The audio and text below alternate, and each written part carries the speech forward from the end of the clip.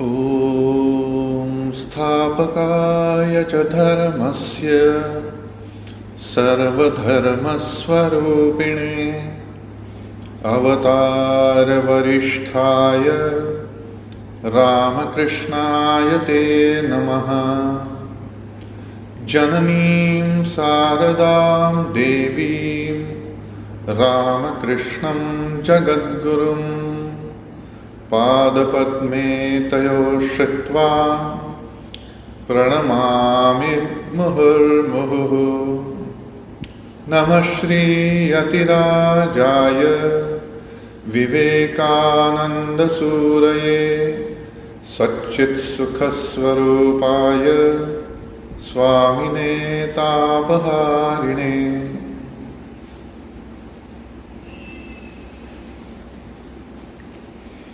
We are discussing the lectures from Colombo to Almora of Swami Vivekananda. Last two readings that we are going through of the first chapter of this book, Swamiji has landed in Colombo, we have seen. We saw that in response to the grand welcome, the grand appreciation, the grand gratitude, the sentiments of veneration that he received at the hands of the community, Hindu community of Colombo. In response to that, he is talking, he is giving a speech. So this speech on 16th January 1897, this speech is. And we saw in that speech, in last two sessions, that how Swamiji praised the Hindus, how Swamiji praised the land of India, and how Swamiji praised the great ancient tradition of the Vedas, which has percolated into the society to the extent that people here, the common masses, the peasants, all other ordinary people, what they know of is only of religion and nothing else. They don't know about politics, they don't know about other things happening in the world, but they know everything about the deities, about the mantras, about the religious customs, religious beliefs. They know about their gods and goddesses. They have thorough knowledge of their religion, but they don't know anything about any other thing. So Swamiji is pointing out that if this is a common passing thread, it is between all Indian people. This is a common thread that passes through all other. Just like Bhagavan says in Bhagavad Gita, Sutre Manigana Iva. So, just like that, all these Indian people, these are all so many monies, as if they are woven, common thread is passing through all of them, and that thread is of religion. Everybody is so much closely tied up with that one thread. Every money is tied up with that thread of religion. And after praising this great nature of Indian person, Swamiji went ahead to tell that how he found in the West that they were conquering each other. They were shedding blood of other people in the quest of more and more power, of more and more prosperity, of more and more supremacy. What they did, they converted, they massacred, they shed blood of so many masses of people. So that was their nature of those races. In comparison to that, Swamiji told, a Hindu is mild Hindu, he told. We read it, that Hindu is a mild Hindu. What he does is, he just lives. He just simply lives his religious life. And that way, he is holding on to religion and protecting religion. He doesn't go out killing people. He doesn't go out all out in conquering people. What he does is he concentrates on his own life, on his own religious life. His entire energy, all his powers, all his energies, all his aspirations are focused on his own religious life. And that is the greatness of a Hindu. And then Swamiji continues that, but Swamiji is here, he is clarifying.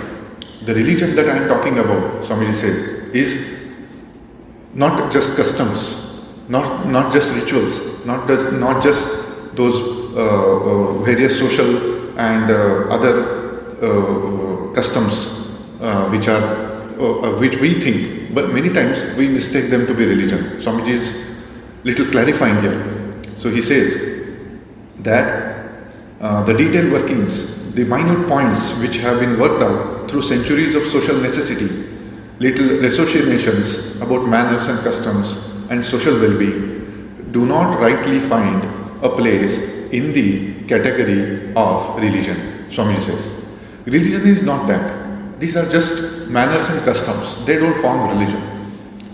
We know that in our book, a clear distinction is made between two sets of truths, Swamiji says, which we had read last time. The one set is that which abides forever, being built upon the nature of man, the nature of the soul, the soul's relation to God, the nature of God, perfection, and so on. So these things, this is the first set of truth. There are also the principles of cosmology, of the infinitude of creation, or more correctly speaking, projection, the wonderful law of cyclical procession, and so on. These are the eternal principles founded upon the universal laws in nature. So this truth, this first set of truth is the core of religion, is the core thing on which the religious edifice stands. So this is the foundation on which everything is standing. What is that foundation?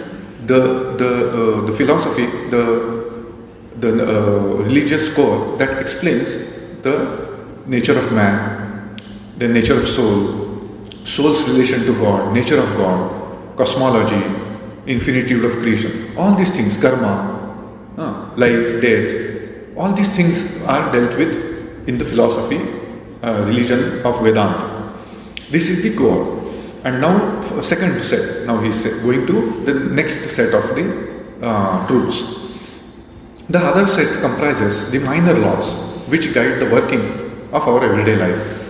They belong more properly to the Puranas, to the Smritis, not to the Shrutis. So Shrutis is Vedanta, Shrutis is Upanishad, and Smritis is the other Smritis, Manusmriti, or so many other different, other scriptures are there, Smriti scriptures. So they are dealing with the second set, which are minor laws, which are relevant to that particular context of space and time. They are relevant only during that particular period and to only that particular society. They are not eternally relevant, those smriti, those minor laws, those second set of truths of religion. And we see mostly now what we understand religion is this. Now the whole fight between religions happens because of everybody. In fact, all we call in the world religion is nothing but every society is this second set of truths. They are calling religion. They are fighting for the possessions of that second set of truth, their social customs, mannerisms, their beliefs. These are minor laws. These are relevant to only that particular society, that particular time. But the whole world over, people are fighting, every religion is fighting with other religion, thinking that this is the religion. This is minor laws which are very specific to some person, or specific to some group, or specific to some land, or specific to some small time period. They are thinking nowadays, every one of us, we think that this is religion.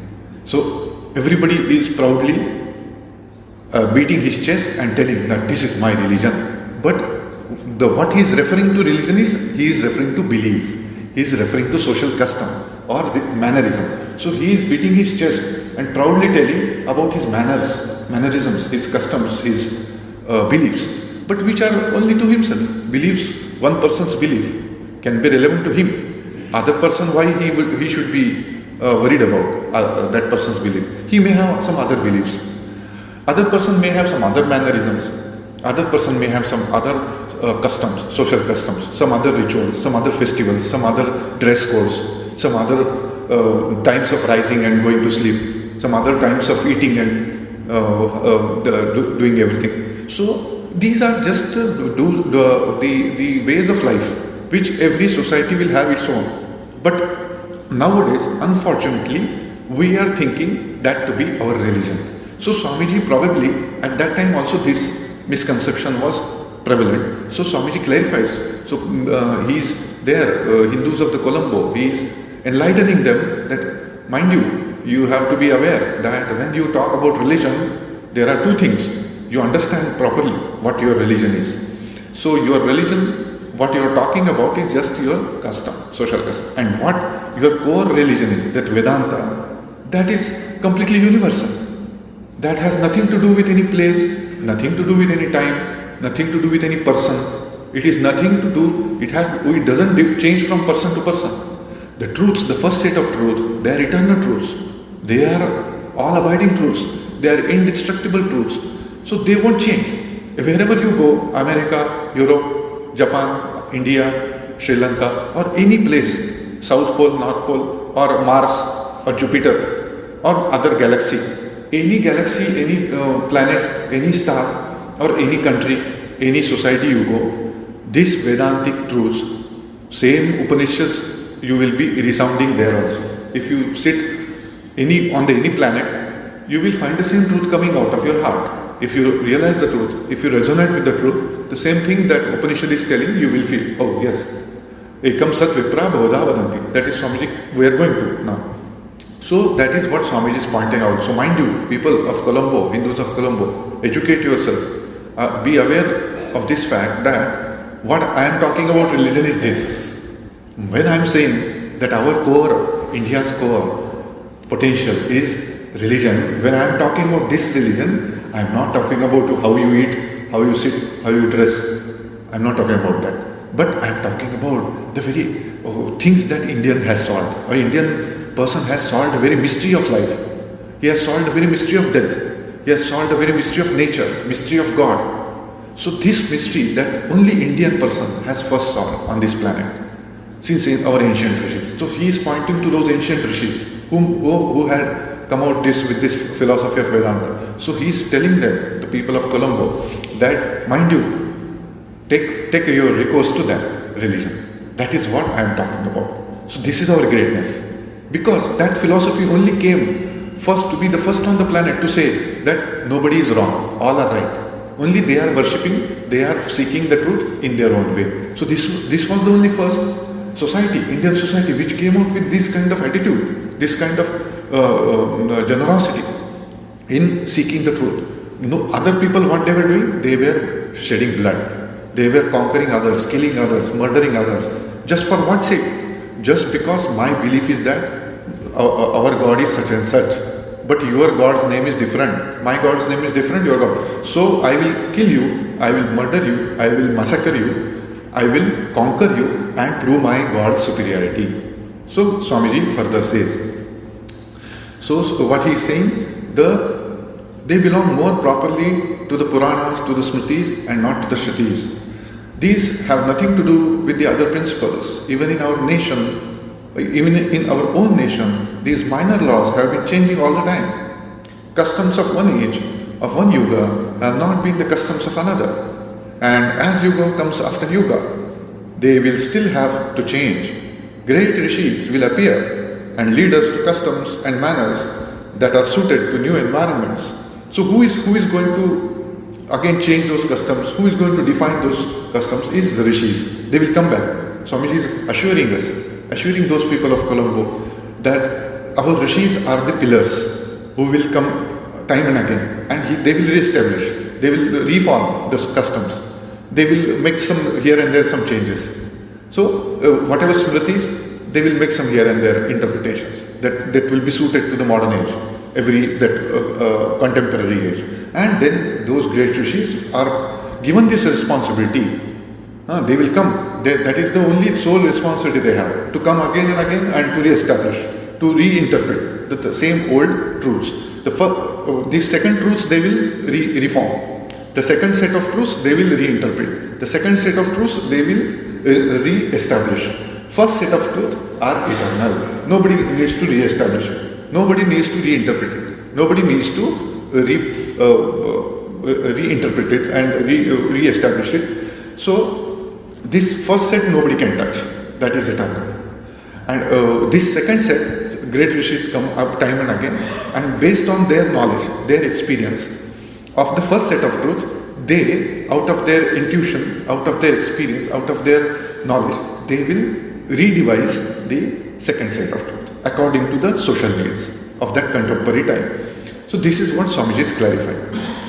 Next he says, the great principles underlying all this wonderful, infinite, ennobling, expansive view of man and God and the world have been produced in India. In India alone, man has not stood up to fight for a little tribal God, saying, my God is true and yours is not true. Let us have a good fight over it. It was only here that such ideas did not occur as fighting for little gods.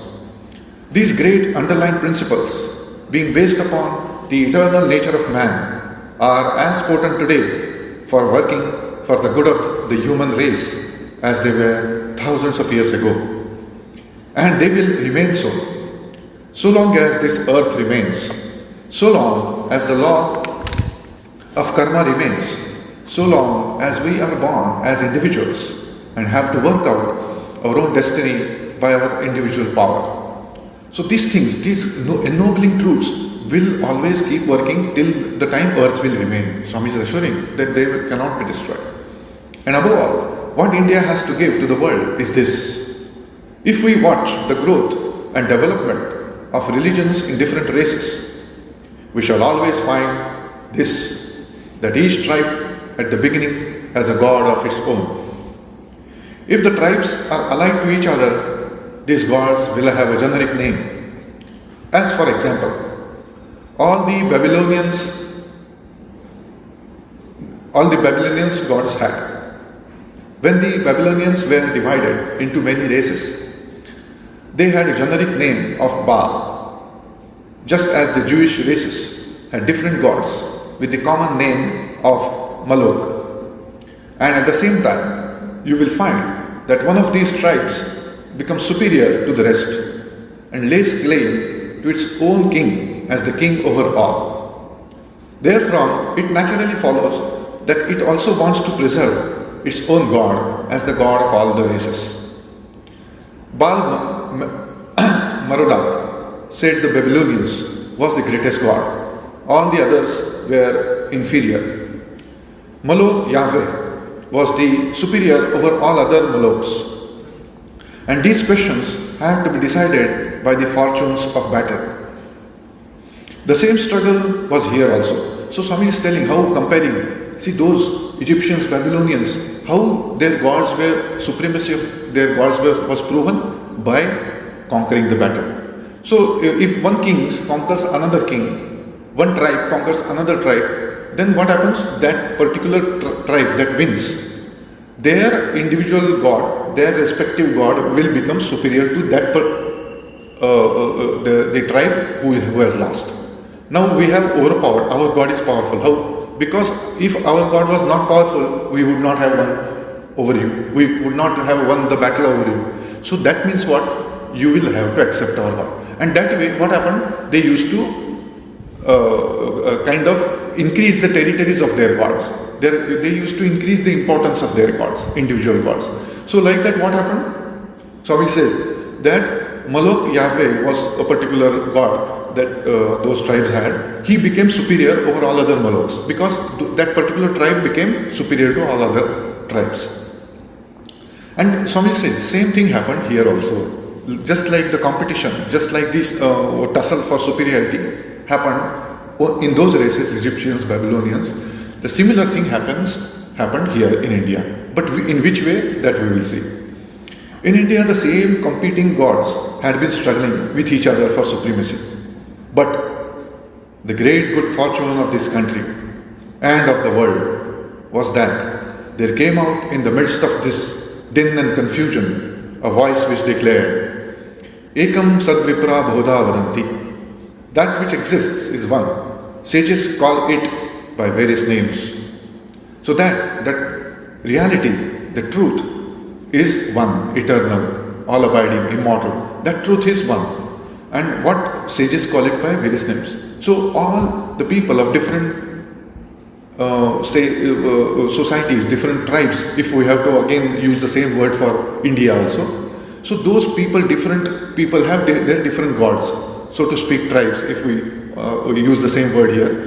But every tribe, when it was saying, no, our Shiva is the only superior, your Vishnu is inferior. That tribe was saying, no, our Vishnu is superior, your Shiva is inferior. Another tribe might be coming who is telling, no, my Kali is superior, your Shiva and Vishnu both are inferior. And some other tribe is coming which say, no, my Surya is superior. Somebody is telling my Ganapati is superior. Somebody is telling this superior. Somebody is saying that superior. But in that whole confusion, who is superior, who is superior, who is superior, so much noise is going on. In that, one noise came out which overpowered all other noises. What was that noise? What was that voice? That voice was Ekam Sat Vipra Bodha Vadanti. The moment that voice came out, all other noise and all other voices settled down because they were reconciled. The moment this voice came, that truth is one. Why are you fighting? It is just different names that you are giving. What you are calling Kali and what you are calling Shiva, what you are calling Vishnu, what you are calling Ganapati, what you are calling so many other names. This is nothing but the same truth. You be happy and call him Ganapati. You be happy and call her Kali. It's no problem. But mind you, you are nothing but calling the same reality. Calling the same entity, same person. If you have to call it person, if you have to define it, that entity as person, then nothing but the same person. So that they say, Ekam Sir, the person is one. Somebody may be calling, the father will call that particular person with some name. He will have given some nickname to his son. Mother will have given some other nickname to her son. That son's wife will call her husband with different name because she will address him. Now that son's children will call him Baba. Now somebody is calling him Baba or father. Somebody is calling him husband. So his parents are calling him Chotu, Potu, something. Now it doesn't mean that there are some 4, 5, 6, 7 realities. No. Person is same. So but the bhava is, every individual bhava is different. Wife's bhava towards that person is totally different. And she is sincerely calling to that person. And the moment a wife will call with that bhava, with whatever particular name she has put her, that person will respond. The same person will respond. When that person's father calls with that nickname, the same person responds with the same, as per that bhava. So father has called in the right of the father, in the capacity of the father. So the person will respond as a son. When wife will call, he will respond as a husband. When his children will call, he will respond as a father. So depending upon the bhava, same reality, same person is responding. So where is the fight? This voice came out. Sages you are all different sages which are calling the same God as Kali, Vishnu, Shiva and Ganapati or Malok Yahweh or whatever it may be, so on and so forth. Millions of names you can give because millions of people are there. There is population of 8 billion on this planet. Nearly 8 billion. So 8 billion people can give their 8 billion names to that reality. So where is the fight? Why are you fighting? Because that is the reality. Now your 8 billion people on this earth may call with different names. Those 8 billion people may dress differently. Those 8 billion people may eat differently. Those 8 billion people may walk differently because two people living in the same house don't eat the same food. They don't have same liking of the food. Two brothers also. They don't dress same. Two brothers also. They dress differently, but they still live together. Lovingly they reside together. So Swamiji is telling, this India only came out with this voice. Ekam Sat Vipra Bodha Vadanti. Why are you fighting? Why are you quarreling? Why are you making noise? So why are you making this din and turmoil? So this is the thing. It is not that Shiva is superior to Vishnu. Not that Vishnu is everything and Shiva is nothing. But it is the same one whom you call either Shiva or Vishnu, or by 100 other names. The names are different, but it is the same one. The whole history of India, you may read in these few words. The whole history has been a repetition in massive language with tremendous power of that one central doctrine. It was repeated in the land till it had entered into the blood of the nation, till it began to tingle with every drop of blood that flowed in its veins, till it became one with the life, part and parcel of the material of which it was composed. And thus the land was transmuted into the most wonderful land of toleration, giving the right to welcome the various religions as well as all sects into the old mother country. So Swamiji said, this power, this voice started coming so many times. Ekam Sat Vipra Bhavadavanti, Ekam Sat Vipra. So what happens? Repetition happened. This voice became so dominant. It became the pulse. It became the blood constitution of the very country. This voice conquered all other voices. How it? Because of repetition. Everywhere literature, everywhere this sentiment was reflected. Ekam Sat Vipra Bahuda Vadanti. The truth is one. The sages call it differently. This sentiment was coming thousands of years repeated. Everywhere, in every literature, in every scripture. This was the kind of motto that was reverberating. And that was the reason why this country, what happened? This has become the very transmuted. This whole thing got transmuted into the most wonderful land of toleration. Because when the message became our lifeblood, then naturally we started accepting everybody. We started accepting and welcoming everybody, allowing everybody. Allowing means not in the sense of superiority. Swami told, we don't just believe in toleration, but acceptance. So accommodating everybody. So this accommodating thing that Hindus learn is the very basis of this accommodation happened in this message. Ekam Sat Vipra Bhudayanti. This is the root cause of the generosity, of the large-heartedness, of the broad-mindedness of the Indians, of the Hindus. That Swamiji is telling. And herein, Swamiji continues, herein is the explanation of the most remarkable phenomenon that is only witnessed here. All the various sects, apparently hopelessly contradictory, yet living in such harmony. You may be a dualist, and I may be a monist, means Advaitist. You may believe that you are the eternal servant of God, and I may declare that I am one with God Himself. Yet, both of us are good Hindus. How is that possible? Read them. Ekam Sat Vipra Bahuda Vadanti.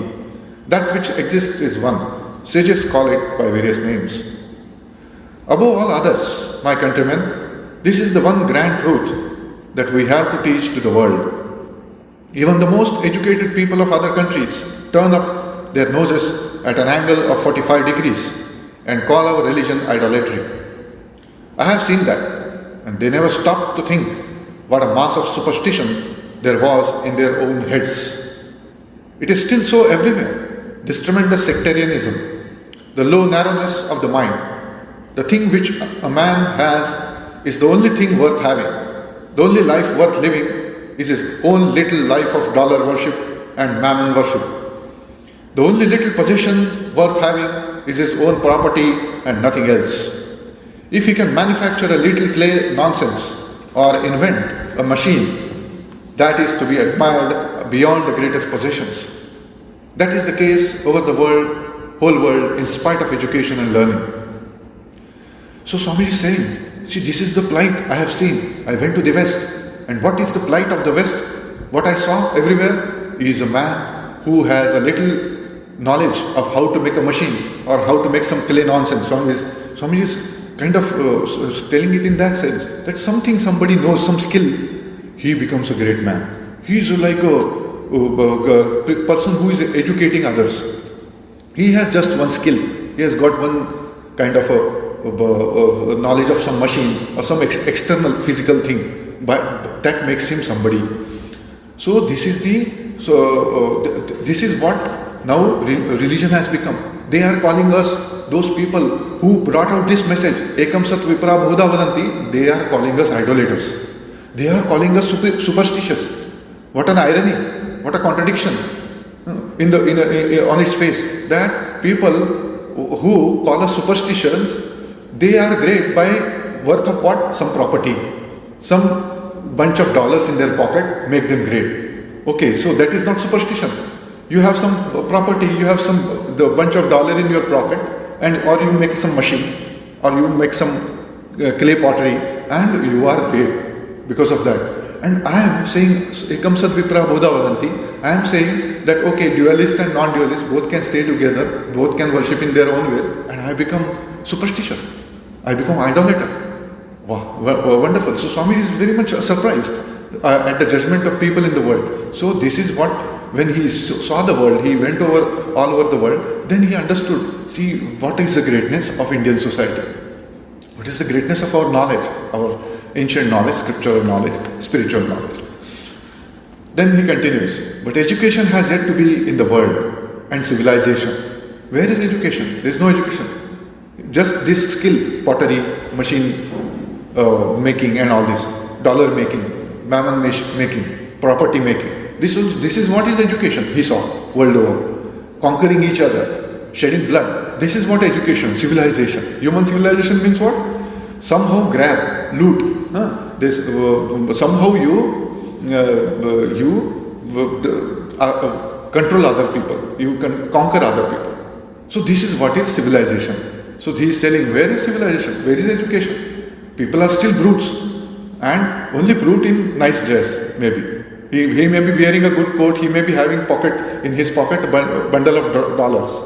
He may be having some property, and he may be having some business. But what is he? He is nothing but a brute. But education has yet to be in the world, and civilization. Civilization has begun nowhere yet. Swami is saying, nowhere civilization has begun. 99.9% of the human race are more or less savages even now, Swami is telling.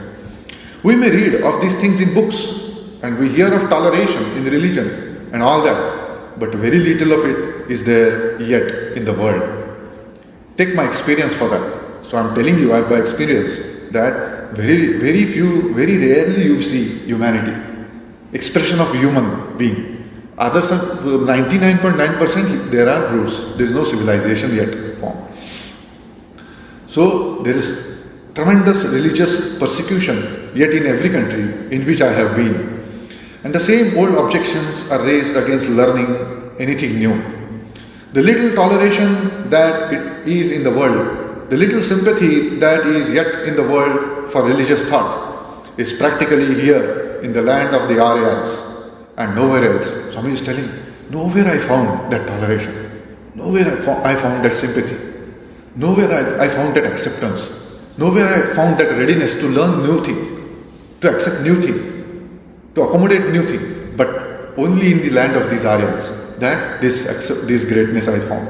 It is here that Indians build temples for Mohammedans and Christians, nowhere else. He is telling, nowhere else the people of that particular place will build for others temples, but here only we did that. If you go to other countries and ask Mohammedans or people of other religions to build a temple for you, see how they will help. They will instead try to break down your temple, and you too, if they can. They will break you down also, and they will break your temples down also. So you will go and try. Ask them to build a temple for you. They will destroy you. But on the other hand, what a Hindu did, ekam sad vipra bhavadavanti. Yes, come. You want to build this thing, worship place, mosque for you? We will build for you. You want to build a church for you? We will build for you. Like that, Hindus, they will build for them. They will protect them. They will accept them. So this is what the greatness of Hindus. And he continues, the one great lesson therefore that the world wants most, that the world has yet to learn from India, is the idea not only of toleration but of sympathy. Well has it been said in the Mahimna Stotra, as the different rivers taking their start from different mountains, running straight or crooked, at last come unto the ocean. So, O Shiva, the different paths which men take through different tendencies, various though they appear, crooked or straight, all lead unto thee. Though they may take various roads, all are on the way. Some may run a little crooked, others may run straight, but at last they will all come unto the Lord, the One. Then and then alone is your bhakti of Shiva complete, when you not only see him in the linga, but you see him everywhere.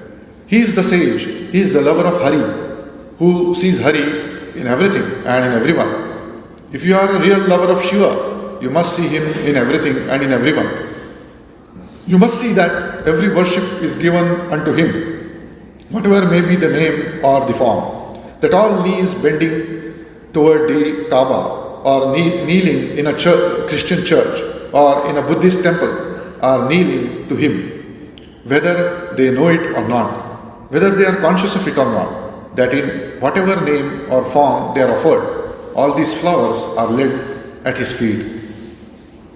For he is the one Lord of all, the one soul of all souls. He knows infinitely better what this world wants than you or I. It is impossible that all difference can cease. It must exist. Without variation, life must cease. So here Swami is telling that whether you are worshipping Shiva or Vishnu, Hari, whatever you are worshipping, you are a Buddhist or you are a Mohammedan or you are a Christian, whether you are kneeling in the church or a mosque or a temple, but nothing but you are kneeling in front of the only one singular truth, one ultimate truth. So only name is different. But if you are a true devotee of Shiva, you will see Shiva everywhere. If you are a true devotee of Vishnu, you will see Vishnu everywhere. Because the one love that you are having, intense love, that love will make you see everything with that beloved. Everyone is that beloved only, because that love is all the time missing that beloved. It is always wants to see that beloved person in everywhere. It is like like a mother waiting for her child coming back from school. For every child, she is so desperately waiting for the child. So every child coming towards her, she will think that, oh, my child has come, probably. Then she will realize, no, he is not my child, he or she. Then next child comes, she think, now this is my child. But that also. So everywhere she is superimposing the image of her own son or daughter and looking as if the child has come, her own child has come. Because what intensity of love is that?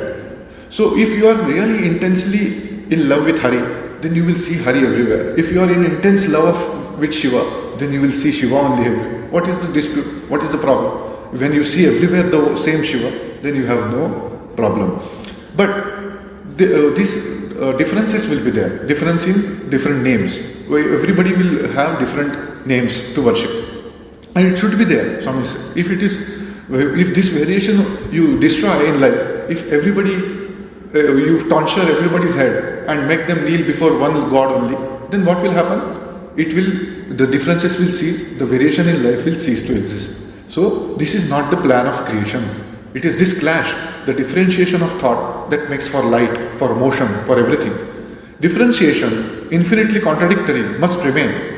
But it is not necessary that we should hate each other therefore. It is not necessary therefore that we should fight each other. Therefore, we have again to learn the one central truth that was preached only here in our motherland. And that has to be preached once more from India. So once more this time has come, that the same truth has to be preached.